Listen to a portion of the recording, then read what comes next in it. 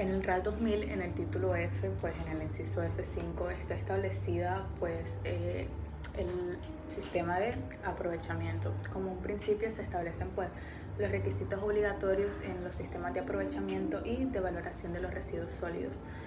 Como principio tenemos pues que la normatividad es la que establece pues todos estos criterios que están orientados a la reglamentación del servicio público en cuanto a lo que se refiere pues a los residuos sólidos. Dentro pues de el aprovechamiento de todos estos materiales que se encuentran dentro de los residuos sólidos pues tiene un propósito, y el principal es pues racionar el uso y el consumo de todas estas materias primas que son provenientes de los residuos sólidos.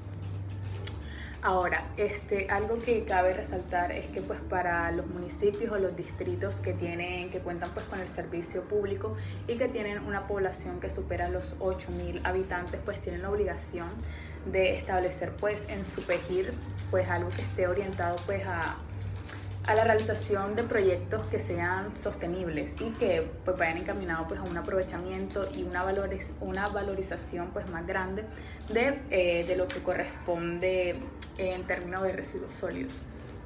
Ahora, dentro de las formas de aprovechamiento que hay, pues están pues la reutilización, el reciclaje pues de todos estos residuos orgánicos, y hay otros establecidos como lo son pues la trituración, la compactación, el granulado, entre otros. Entonces pues para pues las características de los residuos sólidos que están pues para el aprovechamiento están establecidos desde el inciso A hasta el inciso E. No voy a mencionar todas, sino que pues voy a mencionar algunas, como es la primera, que dice que pues para hacer todo este tema de reutilización y reciclaje los residuos sólidos tienen que estar limpios, pues algo bastante lógico, y deben pues estar seleccionados por el tipo de material y la característica que posea. Y se dice que también que pues para hacer el tema de compostaje y lombricultura pues los residuos no deben estar contaminados, pero no deben estar contaminados de lo que corresponde pues a residuos peligrosos o lo que es materiales pesados. Ahora, hablando del tema pues del diseño de todas estas edificaciones que van a ser destinadas pues a el aprovechamiento de los residuos, se debe tener en cuenta que pues estas áreas deben contar con lo que corresponde a áreas de pesaje, pues lo que es las áreas de recepción y pues un sector pues donde se haga la clasificación de estos. La materia prima pues está construida por fracciones de lo que son los residuos sólidos, los cuales corresponden pues a los que son orgánicos biodegradables y a los que son pues de origen doméstico, comercial o de cosechas. En la tabla del RAS, pues en la F.5.1 están establecidos pues todos estos tipos de generadores y los tipos de residuos, donde están pues el de la industria agrícola y donde se nos habla también de el institucional y el comercial. O sea, se están divididos como también pues en estos tipos de generadores que son naturales y forestales, y también pues en el tipo de residuos. Entonces, luego de esto se nos habla pues de lo que corresponde a la recolección de estos materiales que son aprovechables. Y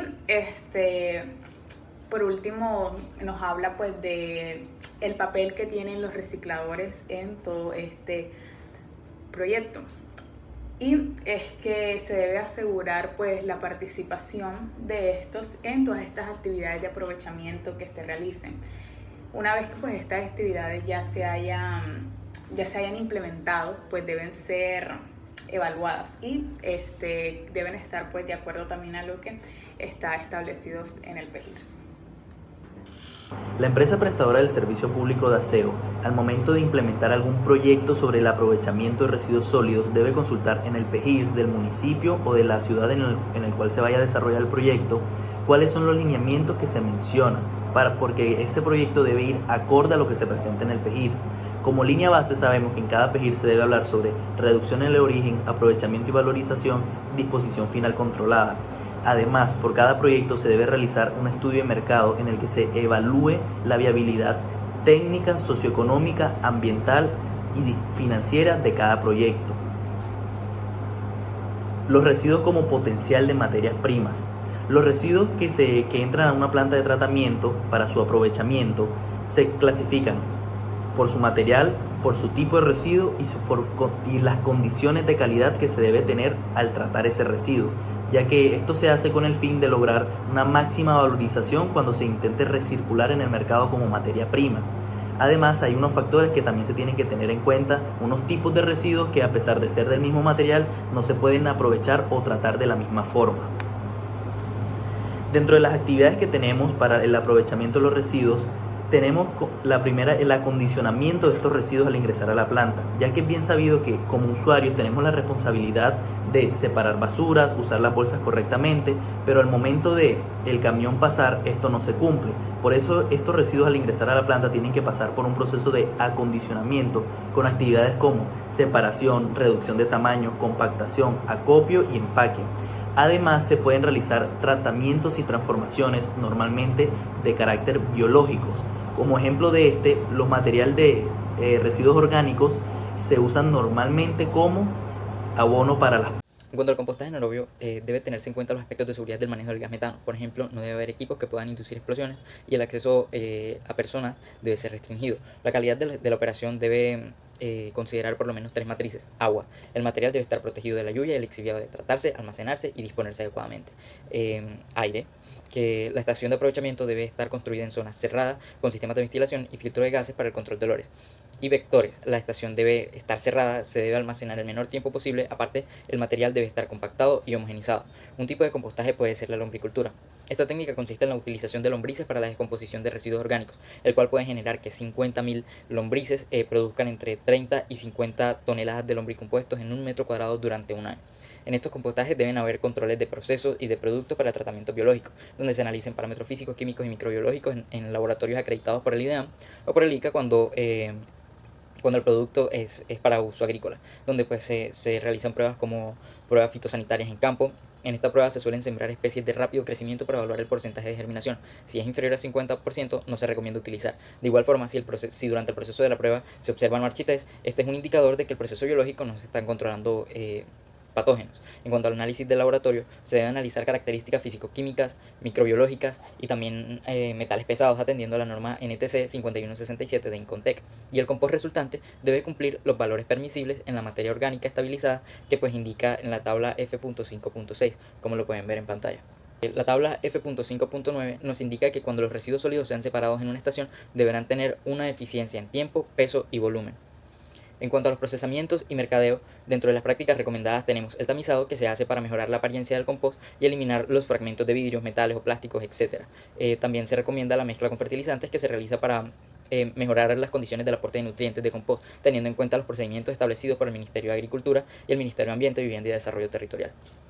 En cuanto a los procesos de transformación química, dentro de estos procesos se pueden incluir la hidrólisis para recuperar compuestos como glucosa y otros procesos para recuperar compuestos como aceites sintéticos, gas y acetato de celulosa, entre otras cosas. Estos procesos pueden ser físico-químicos y bioquímicos, como la bioremediación y compostaje. También tenemos procesamientos térmicos. Estos procesos suelen ser costosos porque incluyen instalaciones y equipos de gran valor. Dentro de estos tenemos la incineración, que es el proceso de reducción de residuos sólidos a material inerte a través de la descomposición de sustancias, debido a que pues, se exponen a temperaturas de hasta 760 grados centígrados. En esta etapa se destruye la parte orgánica y se reduce el volumen del material.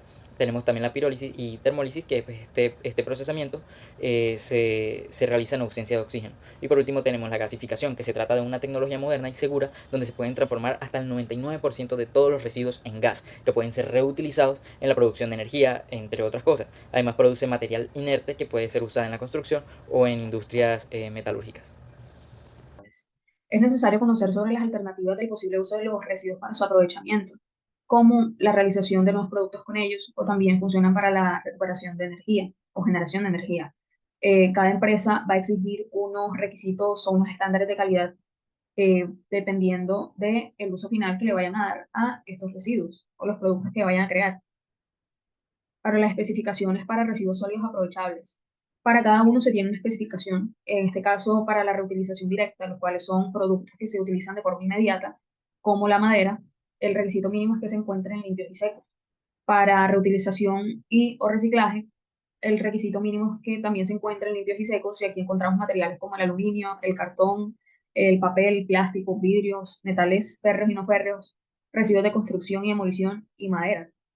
Para materia orgánica estabilizada, el producto final de estos residuos debe tener valores que se encuentren dentro de los rangos que se establecen en la tabla 5.6, que es la tabla de valores permisibles en la materia orgánica estabilizada, y aquí encontramos los parámetros microbiológicos y físicos también. Ahora, para la generación de energía, aquí encontramos residuos de jardín y fracción de residuos sólidos orgánicos biodegradables estabilizados. En este caso, los requisitos los pondrá la empresa. La empresa es la que va a decir cómo necesita que se encuentren estos residuos en cuanto a humedad, el estado, etc. Ahora, para las posibilidades de reutilización y reciclaje, el objetivo del aprovechamiento es incorporar estos productos en el ciclo económico productivo. Por lo anterior, es necesario realizar un estudio de mercado para cada tipo de residuo y ver qué tan factible es su venta en el mercado.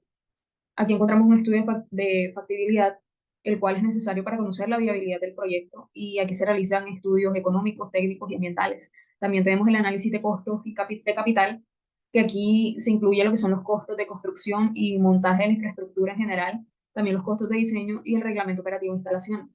También tenemos los costos de operación, en el que se incluyen los salarios del personal requerido para las actividades y administración, el mantenimiento y operación y el mercadeo y la publicidad. Ahora, para la venta de sus productos, aquí lo que se estudia es qué tan factible es la venta del producto específico en el mercado. Y algunos de los requerimientos mínimos que se deben contener en el programa de aprovechamiento son los siguientes: determinar el método de aprovechamiento y valorización, determinar los objetivos a corto, mediano y largo plazo, especificar el contenido del programa y las formas de participación comunitaria, el análisis del sistema de recolección actual y fortalecerlo, definir el sistema de recolección selectiva, especificar el plan de seguimiento y evaluación del programa de aprovechamiento y determinar y ubicar los centros de acopio. Estos son algunos. La localización de una unidad de tratamiento de residuos sólidos aprovechables debe considerar varios criterios importantes, entre ellos la proximidad al área y las rutas de recolección y la minimización del impacto del tráfico en el ambiente. En resumen, criterios de viabilidad técnica, económica, ambiental que consideren factores como la generación de material particulado, ruido, olores, vertimientos y vectores.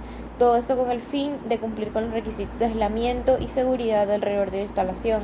Para esto, el capítulo 5 provee 3 fases para realizar el diseño de unidad de tratamiento, siendo la primera el planeamiento, donde se identifica el problema de crecimiento del volumen y se diseña una estrategia de localización, teniendo en cuenta aspectos como la integración de la comunidad y la realización de alternativas de gestión de residuos. En la fase 2 se selecciona el sitio y se diseña la unidad, tomando en cuenta el volumen de residuos a generar y las áreas destinadas para esto, incluidas en el plan de ordenamiento territorial, así como las tecnologías a utilizar. Claramente, esto incluye las características de seguridad y las dimensiones del susodicho. Y en el fase 3 de implementación se formula e implementa el manual de operación y también se dispone todo el trabajo respecto al monitoreo ambiental. Se controlan olores y ruidos, se manejan y tratan aguas residuales y también monitoreo de recepción y disposición de ruido, lo que incluye la caracterización y el uso futuro que se le vaya a dar al terreno después del cierre y el aseguramiento de la unidad. En este parágrafo también establecen un programa de entrenamiento en seguridad, considerando los potenciales problemas de salud y seguridad asociados con el procesamiento de residuos sólidos aprovechables, proporcionando así unas tablas de guía para el equipo de protección adecuado según la situación o según la actividad que se realiza dentro de la unidad de tratamiento. Asimismo, se provee de ciertas propiedades técnicas y operativas con las que debe contar una edificación a la que se le va a ser destinada para tal fin de unidad de aprovechamiento.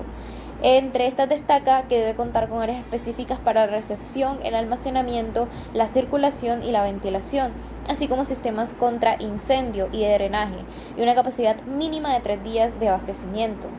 En cuanto a los residuos orgánicos, también se sienten ciertas consideraciones. Se debe considerar la altura de los paneles, el diseño de los espacios operativos y la red de drenaje. Además, se debe contar con un área de acopio para residuos y rechazos, con tratamiento y disposición final adecuados. Finalmente, se establecen los criterios para dimensionar una estación de aprovechamiento de residuos orgánicos a nivel semi-industrial, es decir, mayor a 100 toneladas de residuos orgánicos generados. en los que se debe tener en cuenta la cantidad y el tipo de residuo, la capacidad de procesamiento requerida y la eficiencia del proceso de compostaje. Se establecen valores de referencia para la producción del compost y los tiempos de compostaje, así como características físicas, químicas y biológicas del producto final.